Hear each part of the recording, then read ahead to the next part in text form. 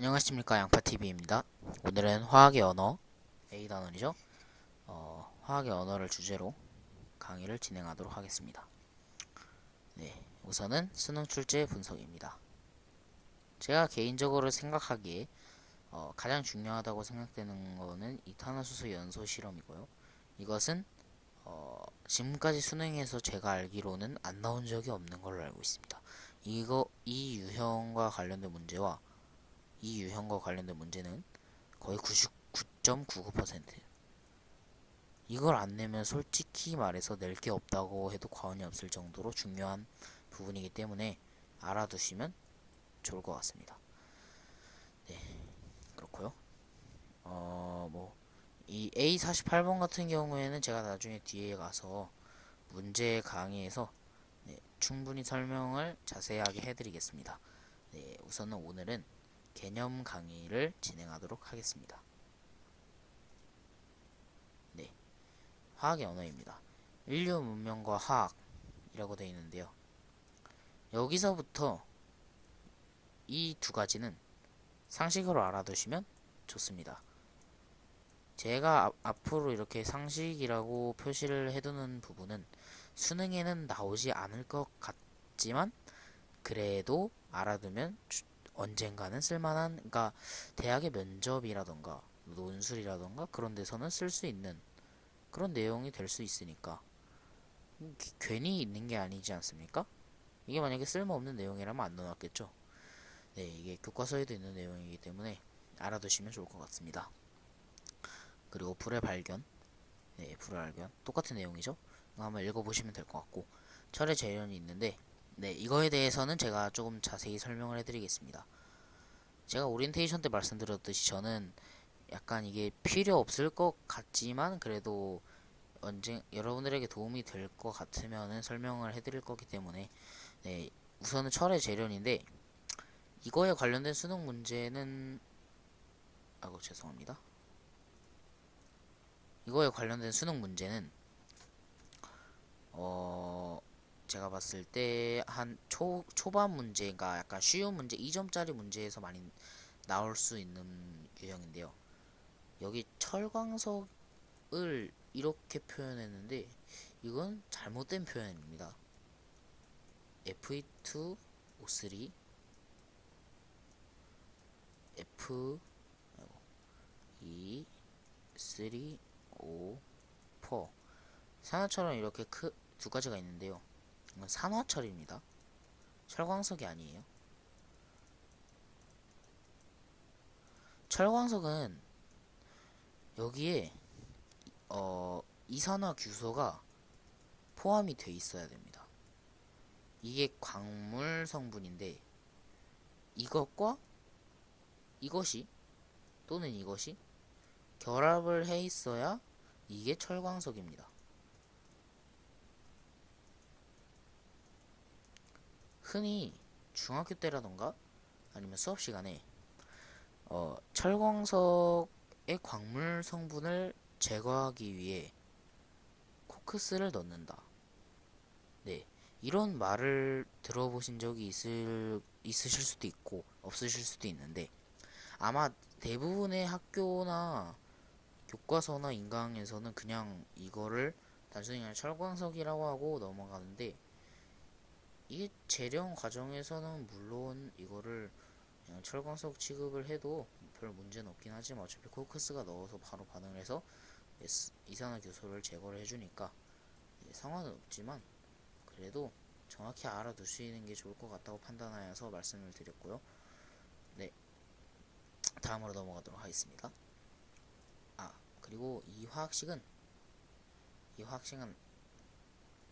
알아두시면 좋아요. 그러니까 제가 화학식을 외워야 되는 게, 그러니까 화학에서 화학식을 외워야 되는 게 그렇게 많지 않은데 이게 그거 외워야 되는 것 중에 하나입니다. 네, 그냥 알아두시면 좋을 것 같아요. 그러니까 이게 수능에서 어차피 수능은 객관식이기 때문에 성분 원소만 그냥 대충 알아두면은 뭐 개수는 맞출 수 있으니까. 네, 이제 뭐 개수 맞추는 방법에 대해서는 뒤에 가면은 더 자세하게 설명해 드리겠습니다. 다음은 암모니아 합성과 이용인데, 이제 하버라는 사람과 보슈라는 사람이 등장하게 됩니다. 하버, 보슈. 여기도 하버, 보슈 있죠. 하버와 보슈가 등장을 하게 되는데, 이분들은 정말 대단하신 분들이고 노벨상을 받으신 분들이에요. 노벨상. 네, 노벨상을 받으셨는데 이게 그냥 얼핏 보면 별거 아닌 것 같죠? 그냥 암모니아 생산 방법은 예전부터 있었어요. 아주 오래전부터 있었어요. 이 사람들이 이거를 만들기 전 아주 오래전 때도 전에 있었어요. 그러니까 이 사람들이 만든 게 아니라 암모니아 생산법을 이걸 대량 생산할 수 있는 방법을 개발한 거예요. 근데 이 방법이 매우 효과적이었어요. 이 사람들은 촉매를 사용했고, 그리고 고온과 고압에서 암모니아를 생성했어요. 이랬더니 효율이 엄청나게 높아지는 거예요. 본래 암모니아는 생산 효율이 높지 않아서, 암모니아가 비료에 쓰이는 건 다들 익히 알고 계시죠? 비료에 쓰이기 때문에 암모니아의 생산량이 많아지면 자연스럽게 농업 생산량도 증가하게 되겠죠. 그쵸? 그렇게 되면 어떻게 되겠습니까? 식량 생산량이 증가하니까 농업에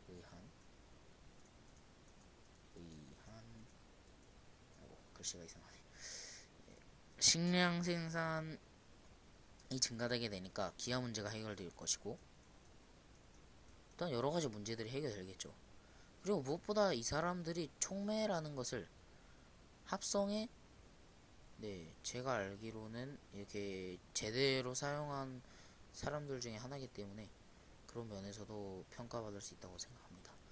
네, 그러면 다음으로 넘어가도록 하겠습니다. 우선 이 파트는 문제 직접적으로 나올 경우에는 2점짜리 문제에서 나오고, 이게 막 어렵게 꼬아서 나온다거나 그러진 않을 것 같아요. 이게 잘 나오지도 않고, 솔직히 말하면.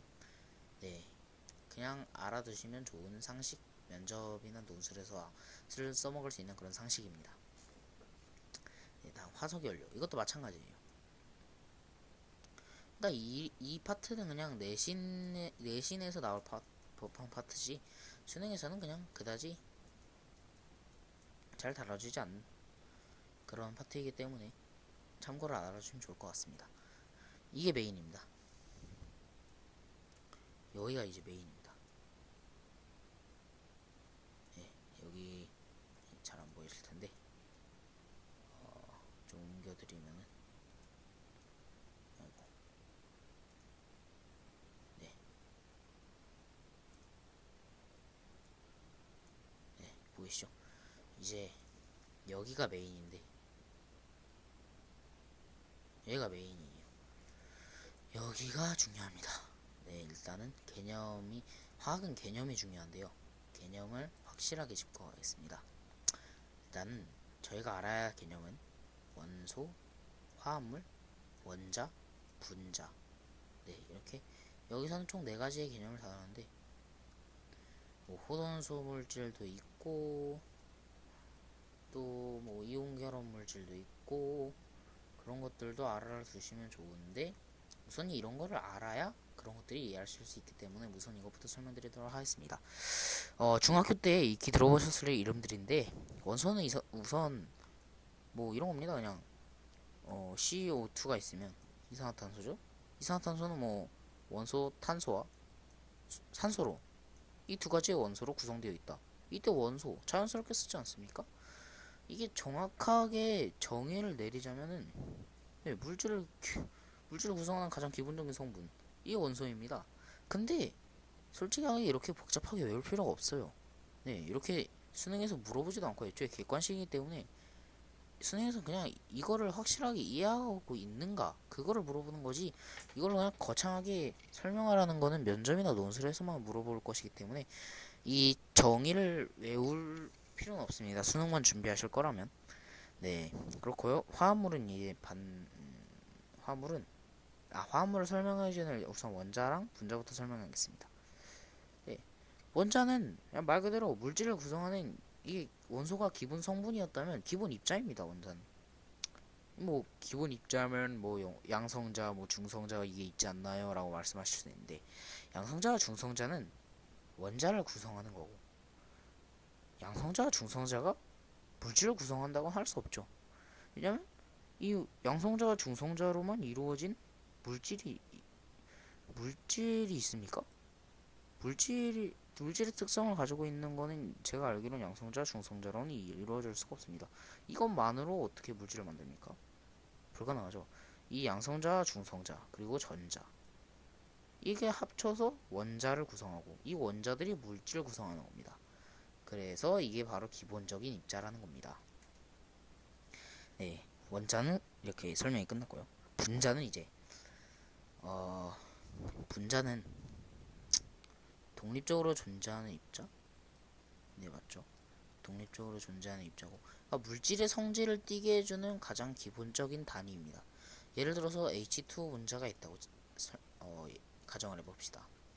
근데 만약에 이게 H와 O가 있는데, H2와 O가 있는데, O2가 있는데, 얘네들의 성질과 얘의 성질은 매우 다릅니다.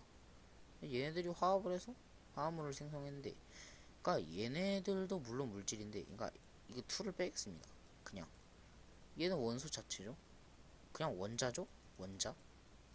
원자는 물질의 특성을 가진다고 하기가 힘듭니다. 그러니까 고유한 특성을 가질 수 있는 분자.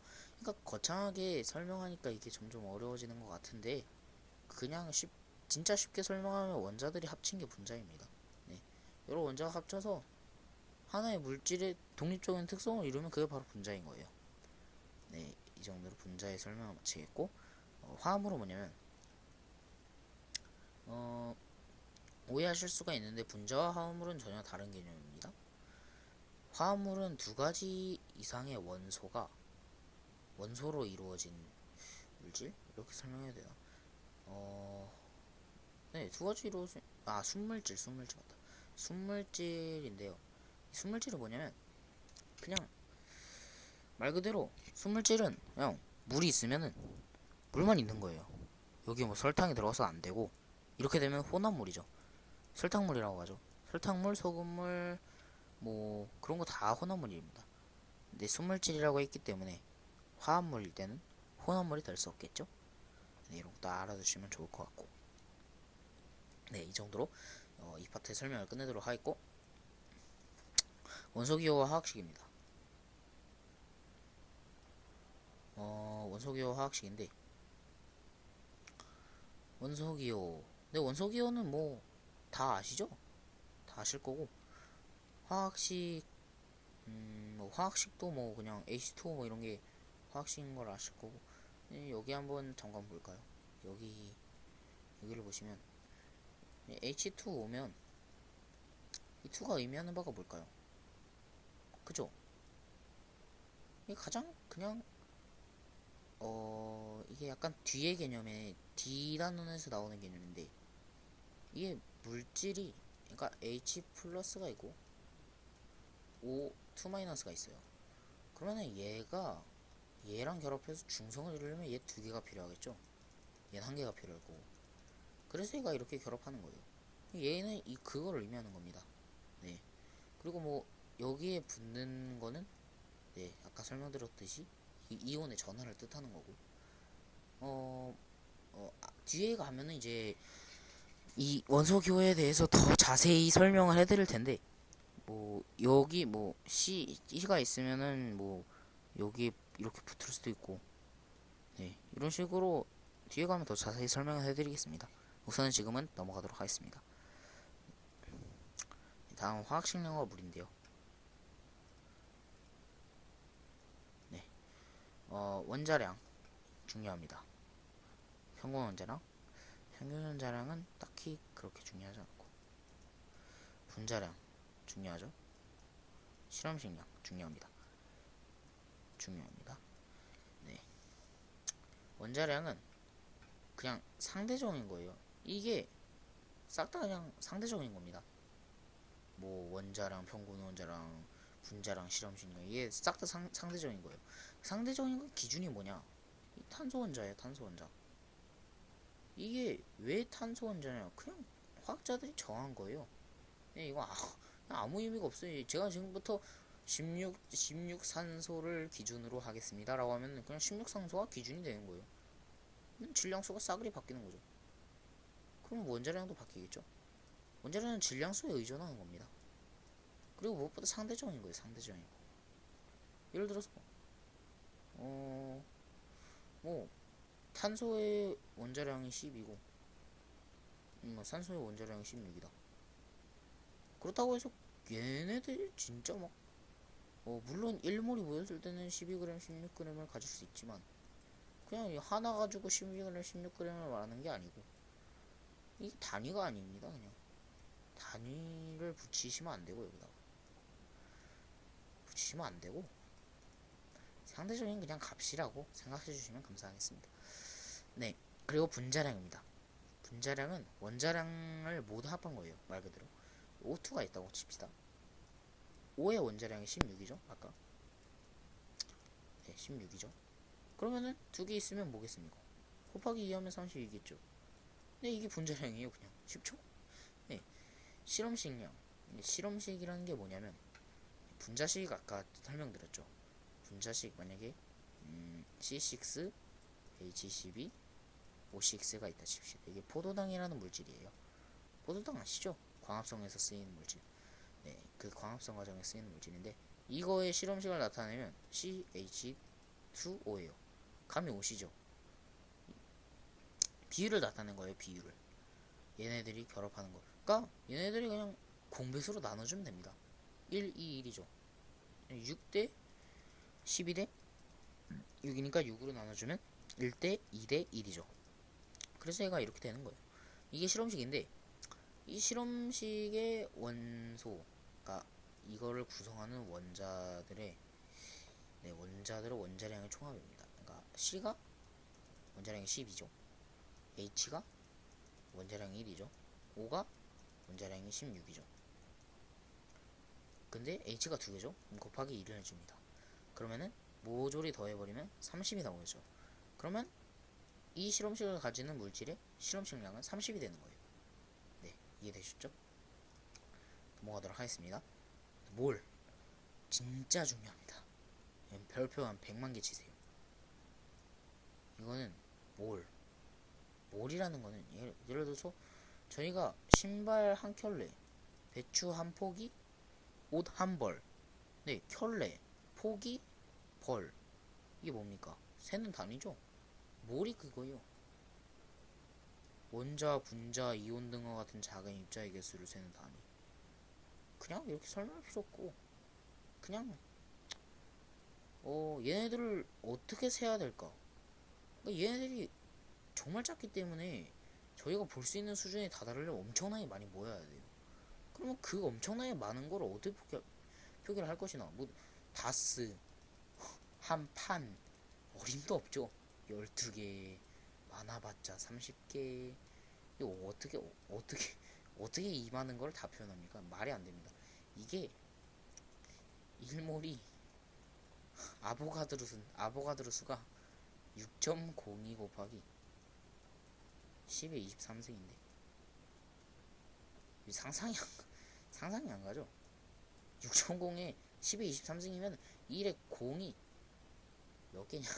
23개가 있는 거죠. 이 뒤에 23개가 0, 23 어이가 없죠. 이렇게 많은 거를 어떻게 표현할 거나 고민하던 중에 몰이라고 하자 약속을 한 겁니다. 그냥 예. 크게 딱히 이렇게 몰이 왜 몰이냐 그러면 여러분은 왜 여러분입니까? 예? 그런 사소한 거에 집착하지 마시고 그냥 이거 단위구나 라고 생각하고 네, 예, 그렇게 생각하고 넘어가 주셨으면 좋겠고 네, 아까 말씀드렸지 아보가드로수 6.5가 10의 23개 맞죠? 네, 그리고 기체일몰의 원자수 이 그림이 지금은 이게 그냥 평범하고 뭐 귀엽게 생겼네 뭐 이렇게 생각할 수 있는데 이게 얼핏 보면 그렇지만 이 엄청나게 많은 정보를 담고 있는 그림이에요. 이게 제일 중요한 정보를 담고 있는 게 아보가드로 법칙입니다. 뒤에 설명해 드리겠지만 용도시 일기압 조건 이거를 고급진 전문 용어로 STP 조건이라고 합니다. STP 조건에서 편의상 그냥 박스라고 하겠습니다. 이 박스가 그냥 기체의 부피를 의미하는 건데 22.4리터예요 이게. 그러니까 22.4리터라고 칩시다. 그럴 경우에 어떤 종류의 어떤 종류의 기체든지 일몰이 있습니다. 이건 정말 대단한 법칙이에요. 종류에 상관없어요. STP 조건을 만족하고 20.4리터 부피 상관없습니다. 뭐 44.8리터가 되면 2몰이 될 것이고 30리터가 되면 그에 따른 몰수가 나올 것이고 이렇게 네 종류에 상관은 없다는 거를 밝히는 사람이 아보가드로이기 때문에 아보가드로 법칙이라고 이름을 붙일 거고 그건 뒤에가 더 설명을 해드리겠습니다. 네, 뭐 그렇게 돼 있고 질량 있죠. 그러니까 이 질량 그램은 1몰이 있을 때 말하는 거고 아보가드로 수만큼 있을 때 말하는 거예요. 그러니까 22.4리터 안에 들어있는 수소의 질량이 2g이고 암모니아의 질량이 17g이고 뭐 이산화탄소 블라블라 뭐 이렇게 나가는 겁니다. 네, 네 여기 진짜 중요한 말이 나와 있네요. 그러니까 몰 이라는 게 아보가드로 수라고 생각하셔도 됩니다. 그냥 1몰이 그냥 아보가드로 수라고 생각하시면 편하고 네 그렇게 생각해 주시면 편할 것 같습니다. 이건 한번 읽어보시고 이해가 안 되시면 메일로 질문을 해주시면 제가 더 부가적으로 설명을 해드리겠습니다. 다음입니다. 불꽃 반응인데요. 이거는 중학교 때 배우셨을 것 같아요. 지금 중학생들이 보고 계실 수도 있는데 이거는 제 자세히 기억이 안 나는데 중학교 2학년 때인가 배웠던 것 같아요. 네, 그때 뭐 교육 과정이 달라졌을 수도 있는데 중학교 2학년 때인가 배웠던 것 같은데 이 색깔은 제가 봤을 때 그렇게 중요하진 않은데 그냥 알아두셔도 나쁠 건 없고 선 스펙트럼 일단 선 스펙트럼에 대해서 제가 더 설명을 해드릴 텐데 선 스펙트럼을 일단 흡수 스펙트럼과 방출 스펙트럼 그리고 연속 스펙트럼으로 크게 세 가지로 나눌 수 있는데 연속 스펙트럼은 백색광의 스펙트럼으로 그냥 이렇게 쭉 있으면 파장이 빨간색부터 보라색까지 쭉 있는 거예요. 끊김없이. 그게 연속 스펙트럼이고 방출 스펙트럼은 뭐냐면 이게 방출 스펙트럼입니다. 까만색 부분이 많죠. 이 색칠된 부분보다. 그게 방출 스펙트럼이고 흡수 스펙트럼은 이 밝은 부분이 더 많아요. 그리고 끄뭇끄뭇히 선이 이렇게 그어져 있습니다. 이게 뭔 차이냐면 방출 스펙트럼은 암실에서 불꽃 반응을 했을 때 나오는 파장대를 분석하기 때문에 이렇게 나올 수밖에 없는 거고 반면에 흡수 스펙트럼은 물질이 흡수하는 파장대를 분석을 하기 위한 거기 때문에 빛이 있는 곳에 실험을 하겠죠. 그럼 물질이 흡수한 부분만 비어 있겠죠. 그렇기 때문에 당연히 검은색 부분이 더 적을 수밖에 없는 겁니다. 네, 뭐 이 정도까지만 설명을 하겠습니다. 실험식과 분자식, 이야 정말 중요합니다. 네, 그러니까 아까 설명을 해드렸는데 C6H12O6가 있습니다. 이것의 실험식이 CH2O죠. 그러면 이게 간단한 정수비로 나타낸 건데 이거를 나타내기 위해 6으로 나눴잖아요. 그럼 n이 6이 되는 거예요. 그럼 실험식량에 당연히 6을 곱하면 이 분자량이 나오겠죠. 그쵸? 네. 그럼 된 겁니다. 화학식. 네, 화학식량이죠, 여기선. 화학식량도 만족을 하기 때문에 그냥 화학식량이라고 하겠습니다. 네, 다음으로 넘어가겠습니다.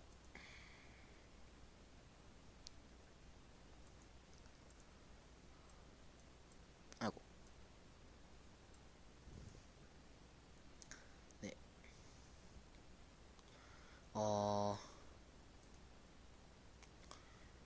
이 유형은 진짜 중요합니다. 이게 안 나오면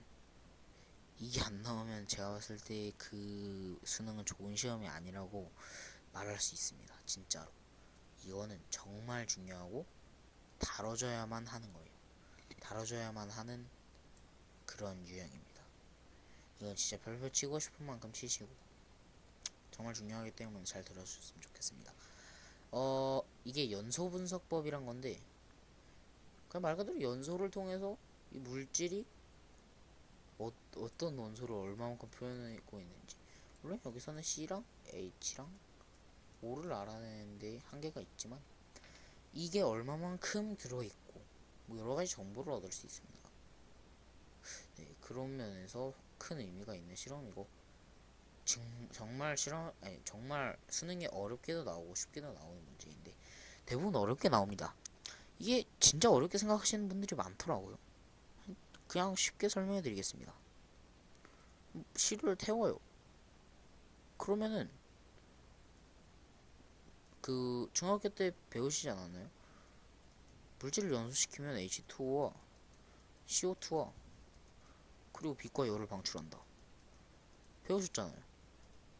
이게 그거예요.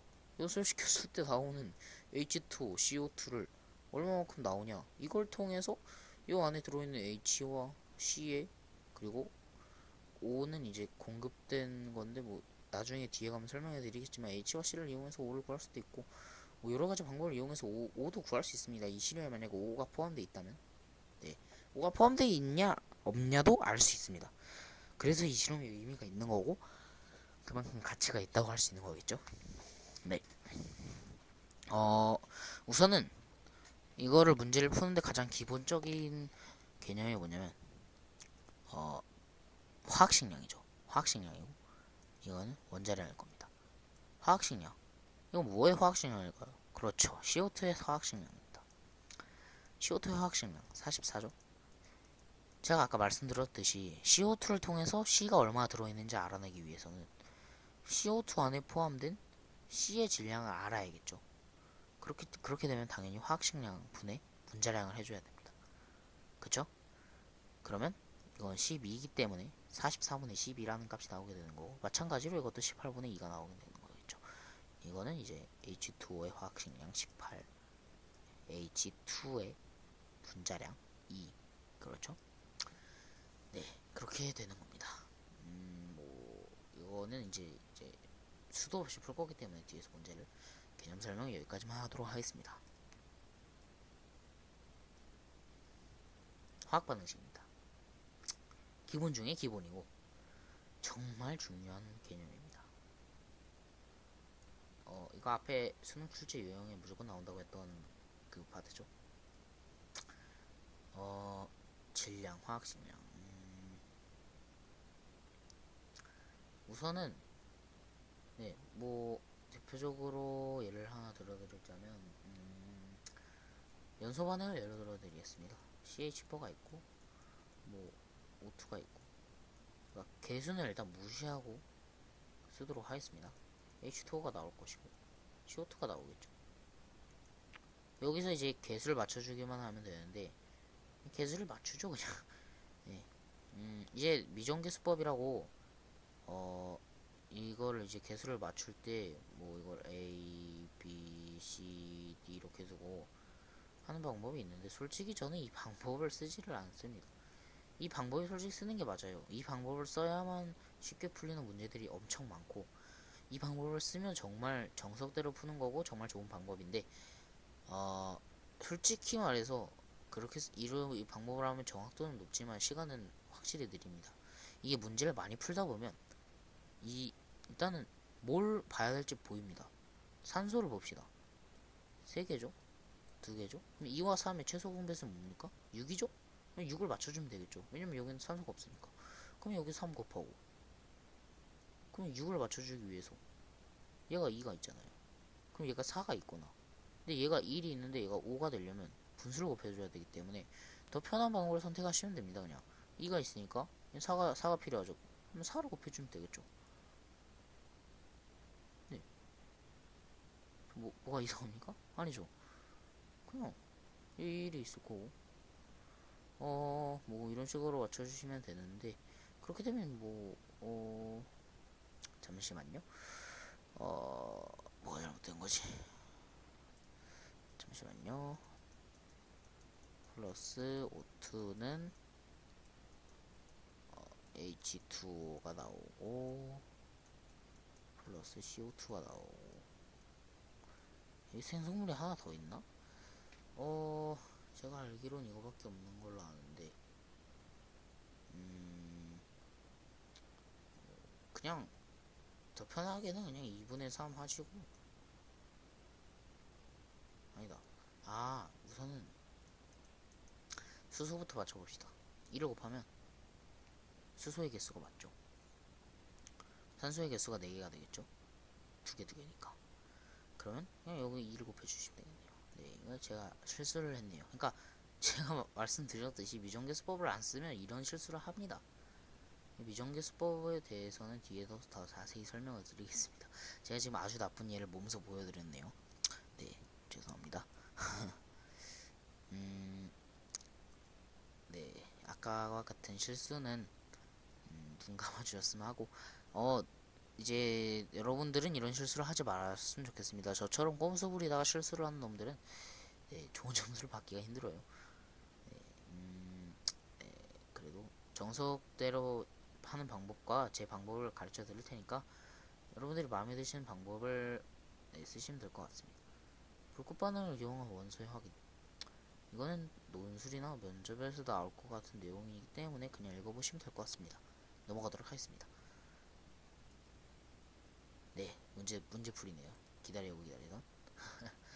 자, 아이고. 자, 1번 문제부터 풀어봅시다. 석유는 자동차와 항공기의 연료와 산업의 에너지원으로 사용된다. 맞죠? 이에 대해 더 자세히 설명드리자면 증류라는 게 있고 분별 증류라는 게 있어요. 뒤에서 더 자세히 설명드리겠지만 이제 원유라고 합시다. 원유를 여러 가지로 분류하지 않습니까? 그냥 주유소에 가도 휘발유가 있고 경유가 있고 등유가 있고 LPG가 있습니다. 이건 뭘까요 대체? 이게 다 원유에서 추출된 겁니다. 분별 증류라는 게 있는데 일단 우선 증류라는 개념을 이해하셔야 됩니다. 증류는 뭐냐면 여러 가지 물질이 섞인 혼합물에서 자기가 얻고자 하는 물질을 얻어내는데 이게 이 방법이 이제 끓는 점을 이용하여서 얻어내면 그게 증류예요. 네, 이제 분별 증류는 간단합니다. 진짜 그냥 증류를 여러 번 하면 그게 분별 증류예요. 이 끓는 점의 차이가 별로 없어서 증류의 한 번의 증류로 자기가 원하는 물질을 쉽게 얻어내지 못할 때 분별 증류를 실시하는데, 그러니까 증류를 여러 번 실시하는데 그게 바로 분별 증류라고 생각하시면 됩니다. 뭐 이렇게 원유기가 있고 뭐 가열해가지고 이렇게 쓱쓱 올라가서 이렇게 쓱쓱쓱쓱 나오면은 그냥 뭐 분류가 되는 거고, 네, 증류가 분별 증류가 되는 거죠. 네, 그렇기 때문에 이 자동차에서는 뭐 휘발유와 경유와 LPG가 쓰일 것이고, 항공기는 뭐였죠? 등유인가? 증유인가? 헷갈리는데 잘 모르겠고, 우선은 석유가 사용되는 건 확실하기 때문에 O입니다. 수소는 플라스틱 합성고무. 자, 플라스틱 합성섬유. 말이 됩니까? 수소로 만든다는 이게 플라스틱은 잘 모르겠는데 고무, 합성섬유 보면은 석유죠. 석유에 대한 설명입니다. 이거는 제가 봤을 때 그렇게 중요하지 않기 때문에 이걸 모른다고 해서 그렇게 자괴감 들어 하실 필요가 없고 알아가면 되는 겁니다. 문제는 맞추는 것보다 틀리는 게 더 좋은 거예요. 그게 본질이에요. 단지 시험 때문에 틀리는 게 안 좋다고 느껴질 뿐이지 틀리는 게 사실상 더 좋습니다. 그럼 더 많은 내용을 알 수 있게 되니까요. 틀리는 게 더 좋습니다. X가 되겠죠. 이게 석유입니다. 석유에 대한 설명이에요. 이번 문제 넘어가도록 하겠습니다. 다음 내용을 읽고 옳은 것은 O. 네, OX 퀴즈요. 네, 자, 화합물에 대한 저는 설명을 드렸으니까 그냥 슥슥 풀도록 하겠습니다. 예, 분자죠? 화합물이죠? 두 가지 맞죠? 그럼 오겠죠? 네, 다음 문제 보시면 원소는 두 가지이다. 원소로 이루어진 물질이 아닙니다. 착각하시면 안 돼요. 원소로 이루어진 물질이 아니라 원소는 두 가지이다.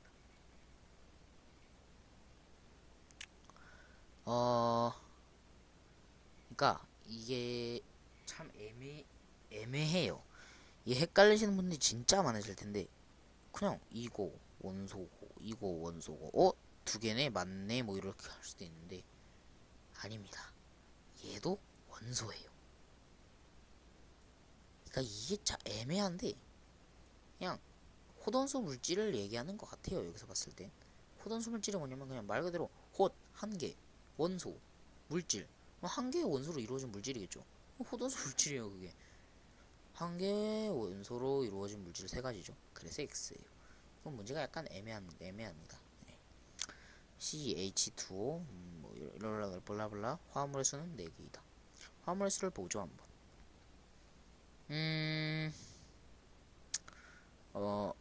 우선은 이게 CH3OH인가요? 네. 이게 OH로 봐서는 약간 알코올 그런 종류인 것 같은데 어쨌든 그런 것까지 아실 필요는 없고 화합물만 보면 이게 화합물이죠? 화합물이죠? 화합물이죠? 화합물이죠? 4개예요. 그래서 이게 자기가 모르는 물질만 당황하시는 분들이 많은데 이온결합 물질이 아니면 진짜 대부분 화합물이에요. 이게 예외가 한 가지 있긴 한데 그것까지는 알 필요가 없으실 것 같아요. 네, 메테인, 물, 이산화탄소, 포도당, 산소 중 화합물의 수는 3이다. 네, 메테인 표현해보면 CH4죠. 물 H2O죠. 이산화탄소 CO2죠. 포도당 아까 적어드렸죠. C6, H12, O6죠. 산소. 이 분자 상태의 산소를 말하는 것 같아요. 일반적인 산소라고 했으니까. O2겠죠. 네. 그러면 화합물의 수는 뭐냐? 이게 솔직히 원자 상태의 산소든 분자 상태의 산소든 상관없는 게 어차피 화합물이 아니에요. 얘는. 그럼 이산화탄소 물 3가지. 3. 맞네요. 그래서 답은 이게 틀렸었고 이게 아닌데? 이게 맞았었고 죄송합니다. 이게 맞았었고 틀렸었고 이게 제가 중간에 지워버려가지고 맞았었고 네 그래서 답은 OXO가 되겠죠. 다음 문제 넘어가도록 하겠습니다. 3번입니다. 아이고 정답을 아이고 이거 그냥 솔직히 정답을 보시면 도움 전혀 안 되기 때문에 이거는 그냥 답을 채점한 용도로 쓰시고 답을 뺏긴다거나 그러면 이거 문제집사 의미가 없어지죠. 네, 그런 짓은 하지 말았으면 좋겠고 안 하시리라 믿습니다. XY4 자 여기서 정말 제 안 좋은 버릇이 나올 것 같은데 저만의 이 푸는 방법인데 제가 오리엔테이션 때 말씀드렸죠. 객관식에서만 쓸 수 있는 논리적인 근거가 매우 부족한 방법이 있다고. 제가 지금부터 설명을 드리겠습니다. X, Y 버가 있어요. 이게 뭘까요? 여러분들이 아는 X, Y 버 형태의 물질이 뭐가 있어요? 그렇죠, 메테인. 이를 그냥 메테인이라고 바꿔버립시다. 이게 Y to Z. 아시는 게 뭐가 있습니까? 제일 일반적인 거. H2O죠. H2O라고 해버려요. 그리고, 이게, XYZ, XYZ. CO2라고 해버립시다. 솔직히 이렇게 풀면 안 돼요. 이렇게 풀면 부정확하고 제가 봤을 때 지금 이게 CH4가 아닌 것 같기도 한데 CH4가 아니네요. 이게 여기 질량을 보시면은 12L일 때 2g, 3g이니까 얘가 3g인데 CH4가 제가 알기로는 16인데 얘가 18이니까 2대 3이 될 수가 없죠.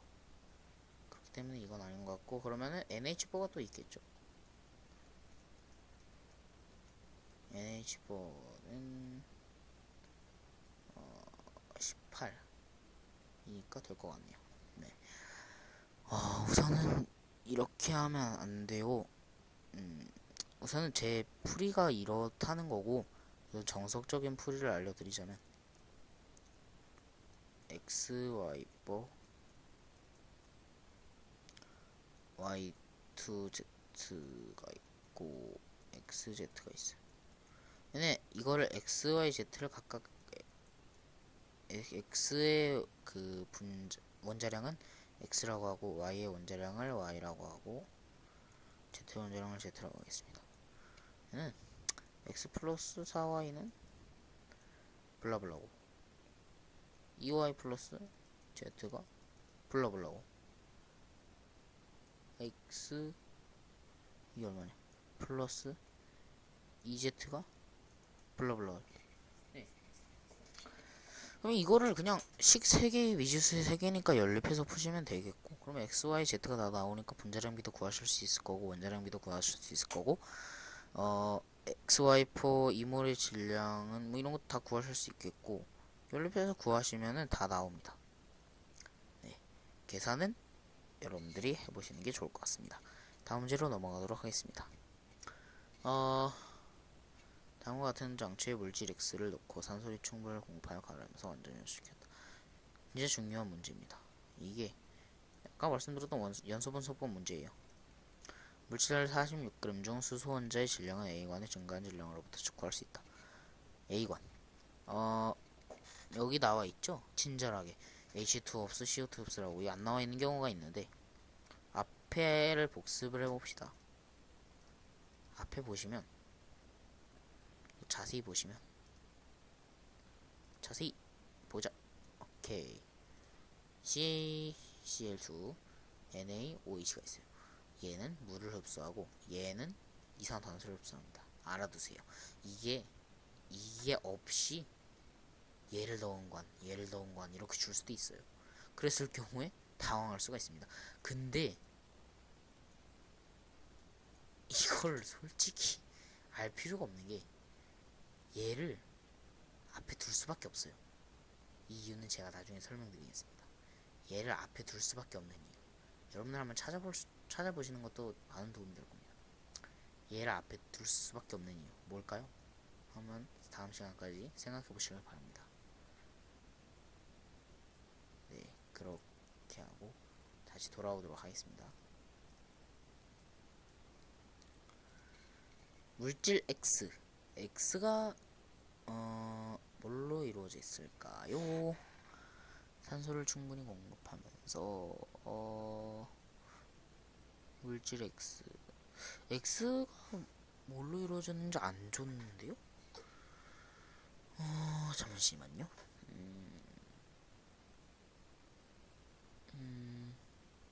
네, 그거 안 줬네요. 물질 X가 무슨 원소로 이루어졌는지 모르고, 물질 X 46mg 중 수소 원자의 질량은 A관의 질량으로부터 네, 말씀드렸죠? H2O의 질량을 바탕으로 H의 기량을 구한다고 맞죠?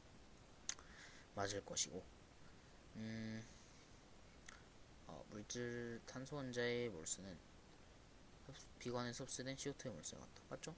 CO2의 질량을 바탕으로 C의 몰수를 C의 질량을 구하는데, 그러니까 C가 1대2로 결합하잖아요. 1이잖아요.